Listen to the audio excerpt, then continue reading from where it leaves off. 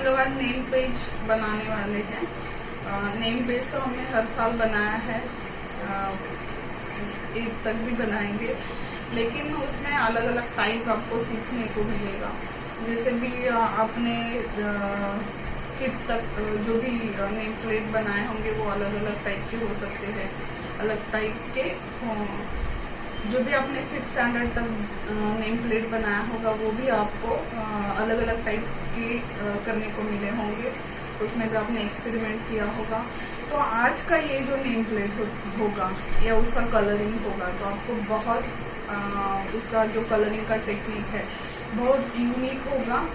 तो ये मैंने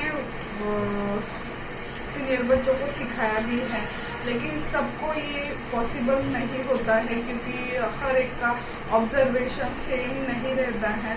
तो जब भी डेमो देते हैं तो वो अच्छे से समझ नहीं पाते हैं। मैं बहुत बार करके भी दिखा चुकी हूँ इसको, लेकिन सबका इफेक्ट सेम नहीं आता है। तो ये जो अभी वीडियो में हम लोग करने जा रहे हैं ऑनलाइन क्लास में, तो इससे आपको वीडियो में अच्छे से पता चलेगा कि उसका टाइमिंग कैसे रखना है, या ब्रशिंग उसका कैसे रखना है, या कलरिंग उसका कैसे करना है, तो उसको कैसे टाइम देना है बीच बीच में सूखने के लिए वगैरह। तो ये सब चीज़ें मायने रखता है उसके अच्छे इफेक्ट के लिए। तो ये आज कलरिंग का जो नया टाइप सीखने वाले हैं आप, टेक्सचरिंग का भी बोल सकते हैं इसको। तो ये आपको बहुत मज़ा आएगा करने के लिए। तो चलो करके देखते हैं। वैसे तो 6th स्टैंडर्ड के बच्चों के लिए ये नया है, लेकिन 7th स्टैंडर्ड के बच्चों ने कुछ बच्चों ने लास्ट ईयर भी किया होगा, तो ये साल भी आप फिर से इसको रिमाइंड करेंगे। कौन सा टेक्निक सिखाने वाली हूँ ये देखिए।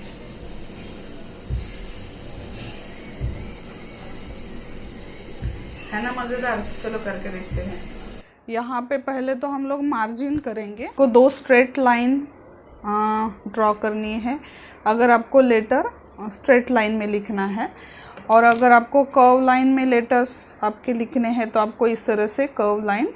तो ये कर्व लाइन, अब इसमें हमें अपने लेटर्स लिखने हैं। तो यहाँ पे मैं ऐसे लिख रही हूँ कि राज। तो अगर देखो यहाँ पे कि इतने छोटे स्पेस में ही ये फिट हो गया, तो अगर आपको यहाँ तक लेना है तो आप इसको और भी थोड़ा सा ब्रॉड लेटर्स में लिख सकते हैं। तो ये जो रफ वर्क है ना, ये इसलिए ज़रूरी है कि आप इसी में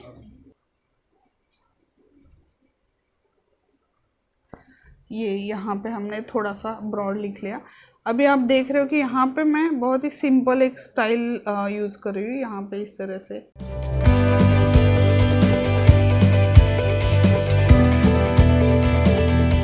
तो ये मैंने आपको एक एग्जांपल बताया कि आपको किस तरह से लेटर्स को आपके लाइन में फिट करना है। तो ये आप देख रहे हो कि लाइन के बाहर नहीं गई हूँ मैं, लाइन के अंदर भी नहीं हूँ, लाइन को टच किया है तो वो साइज़ मेंटेन रहेगा लेटर्स का। अब ये कर्व में अगर आपको आपके लेटर फिट करने हैं तो यहाँ पे मैं कुछ लेटर्स ऐसे लिख के दिखाऊंगी कि जो आपको थोड़ा डिफ़िकल्ट जा सकता है। तो अगर पी आपको लिखना है तो इस तरह से आपका, ये मैं रफ कर रही हूँ पहले।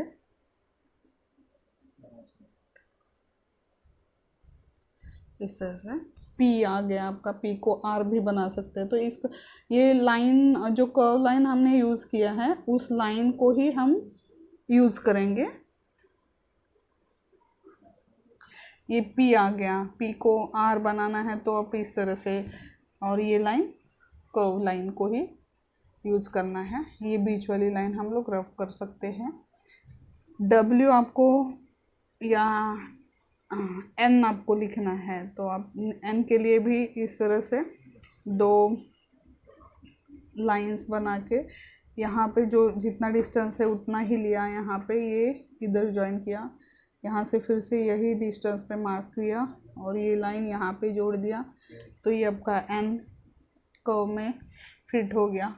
डब्ल्यू या तो एम लिखना है तो एम दिखाऊंगी, तो डब्ल्यू भी आपको इजीली आएगा। यहाँ पे इस तरह का ये लाइन का ही यूज़ करना है। यहाँ पे एम आपका फिट हो गया, ठीक है।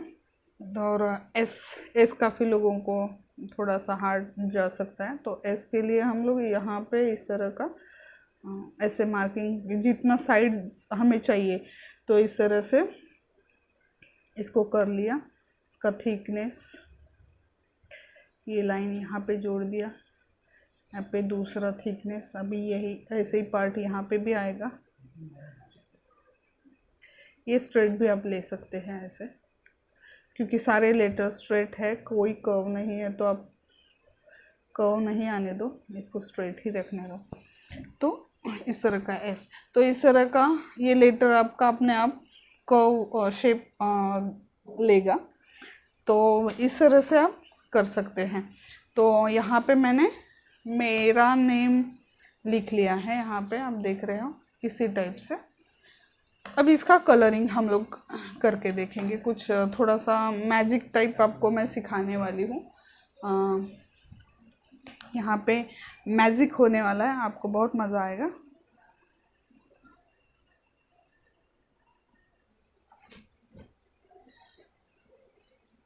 अब हमारे पास कुछ वैक्स क्रेयॉन्स है, ऑयल पेस्टल्स भी चलेंगे, वैक्स क्रेयॉन्स चलेगा।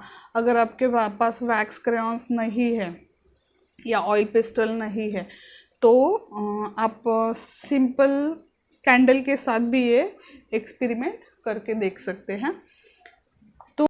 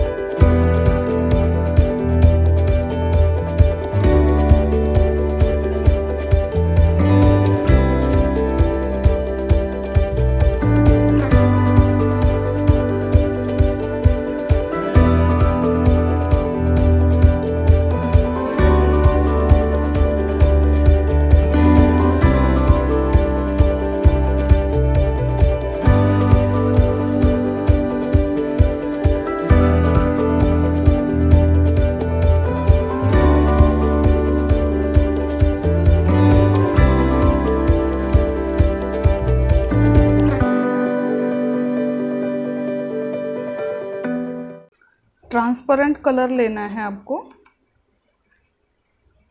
फ्रेश और ट्रांसपेरेंट। अब एक एक लेटर को मैं आपको यहाँ पे फिनिश करके दिखाऊंगी।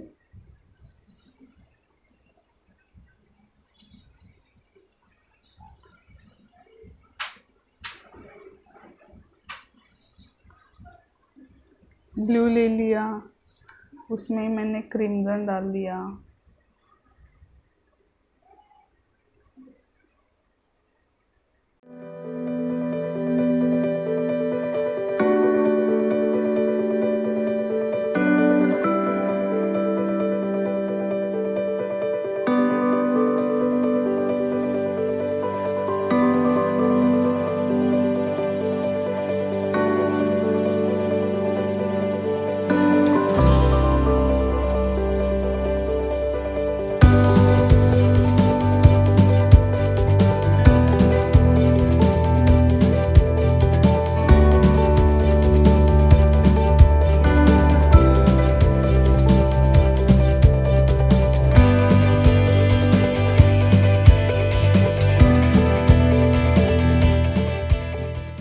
तो हम देख रहे हैं इसका इफ़ेक्ट जो है, इसको बिल्कुल बार बार घिसना नहीं है ब्रश से।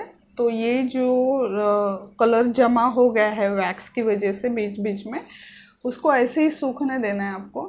तो ये इफ़ेक्ट जो है बहुत अच्छा दिखेगा। ऐसे ही सूख के ये फिट हो जाएगा। अगर आपने बार बार ब्रश उसमें से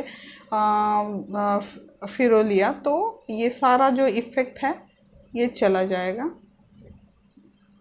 तो इसी तरह से हमें ये भी कर लेना है।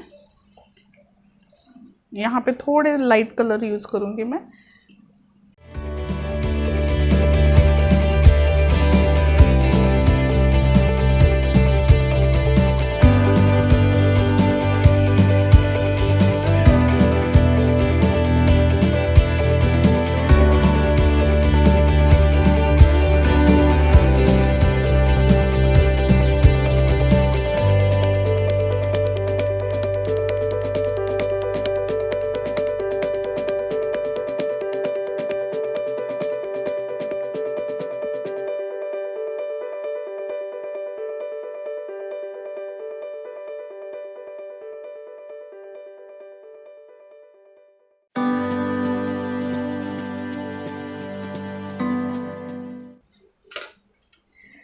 ये आप देख रहे हो कि अलग अलग कलर कॉम्बिनेशन के साथ अलग अलग इफेक्ट आता है। अभी यही टेक्निक क्रेयॉन्स के सारे कलर और डिज़ाइन मैंने सेम किया था, लेकिन वॉश का जो कलर है वो चेंज करने के बाद इसका इफ़ेक्ट बहुत ही अलग अलग दिख रहे हैं।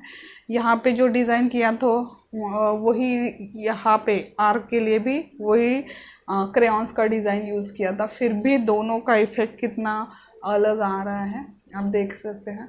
ये जितना ज़्यादा आप करके देखोगे उतना जो है मज़ा आपको आएगा। हर बार एक नया इफ़ेक्ट आपको मिलेगा। इसको बॉर्डर करने के बाद और भी ये सुंदर दिखने वाला है।